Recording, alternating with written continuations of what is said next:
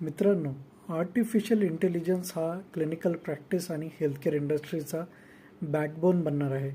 तुम्ही जर फ्युचर हेल्थकेअरचा विचार कराल तर त्यामध्ये आर्टिफिशियल इंटेलिजन्सचा रोल डायग्नोसिसमध्ये, ट्रीटमेंटमध्ये, प्रेसिजन मेडिसिनमध्ये आहे, टेलिमेडिसिनमध्ये आहे. त्या व्यतिरिक्त जे ड्रग डेव्हलपमेंट प्रोसेस आहे त्यामध्ये सुद्धा आर्टिफिशियल इंटेलिजन्सचा यूज केला जातो. आणि टेलिमेडिसिन व्यतिरिक्त रिमोट पेशंट मॉनिटरिंग जे एक नवीन एक सेपरेट ब्रांच किंवा सायन्स म्हणून डेव्हलप होत आहे, त्यामध्ये सुद्धा आर्टिफिशियल इंटेलिजन्सचा खूप मोठा रोल आहे.